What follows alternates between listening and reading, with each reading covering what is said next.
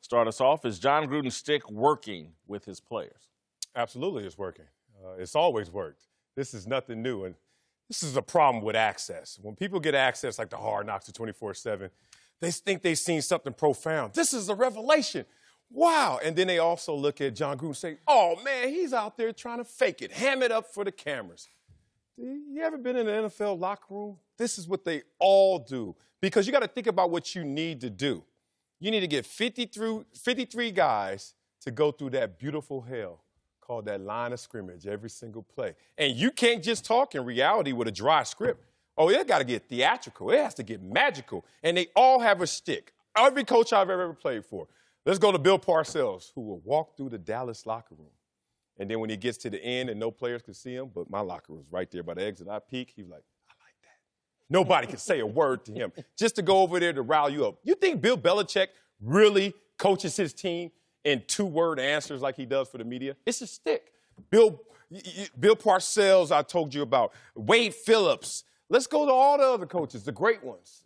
Greg Popovich. You think he talks like that to his players for real? So, yeah, I think part of the charisma, part of the sell job is to actually put on that performance. Not mad at it. I agree with you wholeheartedly. It's just most of these guys don't have A.B. contradicting them at every turn. But go ahead, Eric. Well, look, I don't think it's shtick. I think that this is who he is, and this is who his personality is. We saw, a 2-second clip from one team meeting, and during the course of that was actually 30 seconds, but go ahead. Well, whatever, where he said about putting their foot up someone's rear. Yeah, so it's this one small clip where he was obviously frustrated with either the way that practice had gone or AB's feet, perhaps? There could be a million different things to get you to the point of frustration. But I think he's sincere to what his personality is. It's not that dramatically different than what I remember when he was coaching before. So if he's true to his personality, then it's not stick at all. No, it's who he is. I love you, Coach, because you're a coach. But it is stick. It's just it's a heightened sense of what you are. Like, he's exaggerating what he believes, and it's still what he believes. But you think that's the first time he said that? I mean, I know Hard Knocks was there, but he said that before. And right. And typically with coaches, you have a timeline of when you approach different things. Maybe that was his, timeline to get fired up. It's time to blow it up. I agree with both of them. I agree with both of you guys. Some of it is shtick. Some of it is genuine. I think the thing about Jon Gruden that he knows is that he's likable. His guys like him. So, yeah, they do buy into it. They also buy into the opportunity that's there. So I know you're sitting there thinking, like, I don't know. Here's the thing about it. The reason why they buy in is because there's an opportunity. As long as that opportunity exists, they're going to buy in. They're going to buy into a coach. There are very few coaches. You mentioned Parcells. There are a few coaches out there that you look at. I looked at Andy Reid as one of those guys, and I'll just keep it short on Andy Reid. But he's one of those guys that he's a player's coach, coaches by. Herm Edwards is a name that pops into your head. You'll run through a wall for him. It's genuine. You know it's genuine. But then there's certain guys that you say, you know what, maybe it doesn't seem to be as genuine, but it's not disingenuous either. Right. And you're looking at Jon. Jon has done a great job of having relationships. He knows people. He knows the players. He has relationships with it. So when you see him coming, it's like, oh, man, that's Jon.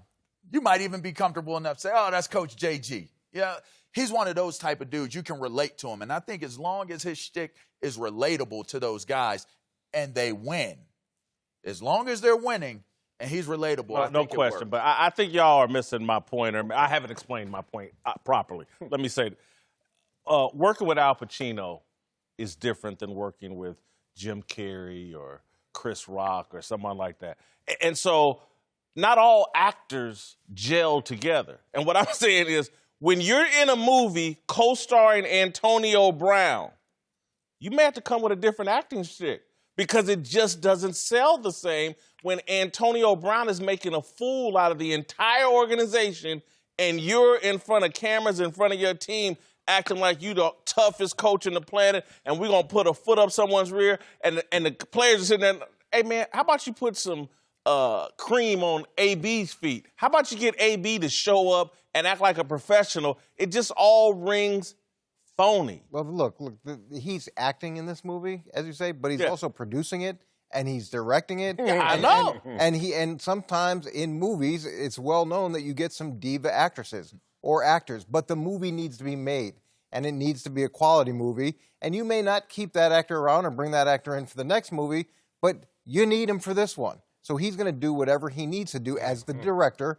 and as the producer to make sure it all works. And at the end of the day, people are happy with the product that's there. Tremendous response, and it's accurate.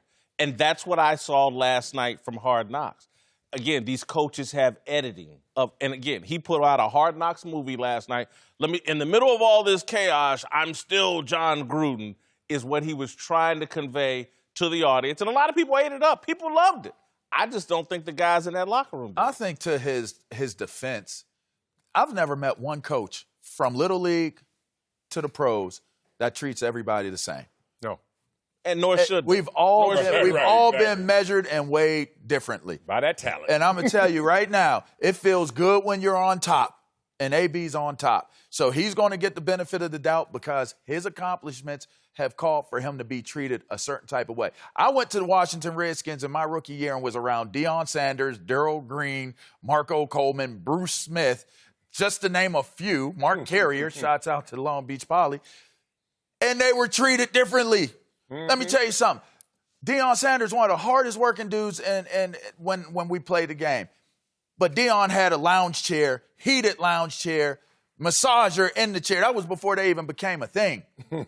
And he had it in the meeting room. Yeah. He had his own lamp in the meeting room. And again, everybody going to be treated differently. Wonderful point. You're accurate. I'm not 1,000% right on this. And I may be wrong about this. And Eric, you may know better. And look, I just think AB strips a coach of his dignity in a way that I don't think Lawrence Taylor, Deion Sanders, some of the other examples do. I just think AB's so out of pocket, and what he did to Mike Tomlin and that Pittsburgh organization is proof to me. Because, again, I think Mike Tomlin's a hell of a coach, and I think he's going to prove it this year now that he's up away from Antonio Brown. But again, when it comes to Deion Sanders, you know what showed up with Deion Sanders? Super Bowls. Everywhere Deion went, Super Bowls follow. Lawrence Taylor, Super Bowls follow. Jerry Rice, any of the other great divas, off-the-chart divas, I haven't seen that with AB. Well, the Pittsburgh situation, when they got to a moment of truth and they had to make a choice, obviously Mike Tomlin's never had a losing season, so you don't get rid of him. And Ben has won the Super Bowl, so you keep him. AB loses in that situation and leaves. But don't read the body language of a locker room by watching Hard Knocks or anything else. I'm not reading their body language because that's pre-produced by Jon Gruden. Yeah. Because the body language of every locker room is going to be the same as just how many people are in those populations. You got the guys who are asleep during the meetings. You got the eye rollers, like, whatever, dog. I hear you. I'm a ball. I don't need all this. You got guys who are head nodding at everything coach says and ain't going to do damn thing when it comes on to the field. So you got all these types of personalities. It doesn't matter until that rubber meets the road. And AB's like, when the rubber meets the road, there's no one in this locker room that's going to try harder and do better than I am. Well, look, here's the other thing. When you make these types of deals, when you make compromises in terms of what you expect from a player because of their ability, then you do it with your eyes wide open. And you know that the results are going to be difficult times, and you know that during those 6 days, you're going to have to manage them to get to day 7. But you made that deal, so you live with the cost of doing that type of business. It's not for everybody. Some people are willing to do it. When they do it, you got to suck it up and deal with all the stuff that comes with it. Another phenomenal point by all of y'all. My point is that he produced a great television performance last night. I think the reality within his own locker room, because AB has acted such a fool, is just not going to land well. It's going to be hard for him to lead that football team. Thanks for watching. Subscribe here to get the latest from the show. And be sure to check out more of the best clips from Speak For Yourself, or go watch a few segments from our other shows on FS1.